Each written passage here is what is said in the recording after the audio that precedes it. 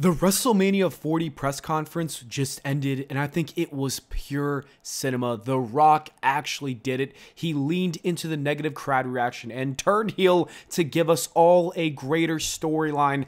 I loved every part of this. It was wise to have Roman Reigns just decide, you know what, I'm going to wrestle The Rock because he's Roman and he can do whatever he wants for WrestleMania, even though Cody Rhodes was the Royal Rumble winner. This pissed off the fans even more. The Rock talking about his bloodline and respecting Roman Reigns had the crowd even more upset with him.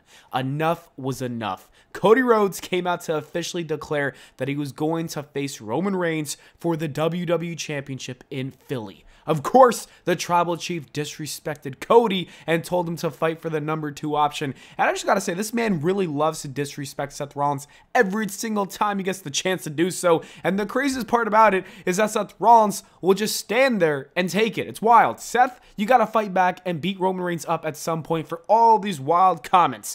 Anyways, the second that Cody Rhodes brought up Roman and his entire bloodline is when The Rock finally fully turned heel. This bald-headed man really told Cody to never disrespect their family again and smacked him right in the face. That was wild to see. This segment was truly one of the greatest moments in wrestling history. Like, we are going to remember this moment for the rest of our lives. It's going to be talked about forever. That is how good this was. Anyways, we need to talk about the future of Cody Rhodes, The Rock, and Roman Reigns and what's going to happen. I just can't see them having a triple threat match anymore. It does not make sense. With The Rock going full heel and basically siding with Roman Reigns, it doesn't work. That essentially makes it a handicap match, and then it doesn't make sense for The Rock and Roman to wrestle at that point. I don't think that's a possibility, but I do think there's a possibility that we get a tag team match because, as we saw, Seth Rollins was in full support of Cody Rhodes and even defended him after the slap. I can see a tag team match between those 4 men. That is very possible. Anyways, when would that happen? I don't know. If I had to guess, I would say the Chamber, but then again, I don't think The Rock's going to wrestle before his big match in Philly, and also, I don't even think Seth Rollins would be healthy by then. I could see it happening at SummerSlam. I'll get to that later. With that being said, what happens before then at WrestleMania 40, before SummerSlam? I think The Rock will be wrestling, but he won't be involved in a match with Roman Reigns. I think it's going to be a match against Cody Rhodes. It's the only logical thing I can see. This entire time, we thought that Roman was going to pull a double duty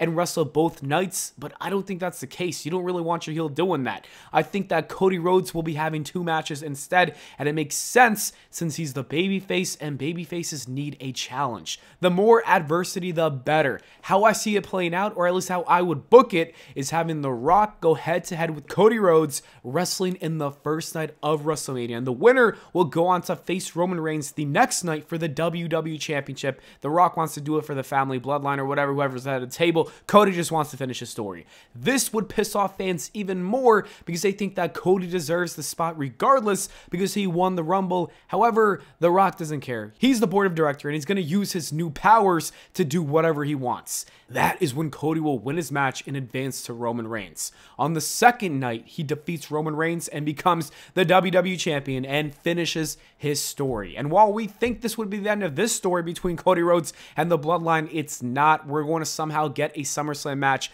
where Cody and Seth Rollins will team up to take on the team of Roman Reigns and The Rock in that main event. That's where the Samoans will lose, and that story will ultimately lead to a singles match at WrestleMania 41 where The Rock takes on Roman Reigns in a singles match, and this is when The Rock can turn babyface again after Roman blames him for all the problems that transpired in the last year. I think that is the best idea moving forward. I think it makes a ton of sense. To me, this is a no-brainer. That is the path that WWE must take. It will add so much to the story, and The Rock will be getting cheered in the end of it, which is what I think he wants. Cody finishes his story. Seth Rollins gets a big-time match. Roman has another year of a compelling story. And like I said, The Rock will win to end this entire storyline to a thunderous pop from the crowd. The fans would also respect The Rock for the great storytelling and giving us such good cinema. I cannot wait to see what happens next. Like I said, this press conference was cinema. I'm excited for tomorrow's episode of SmackDown.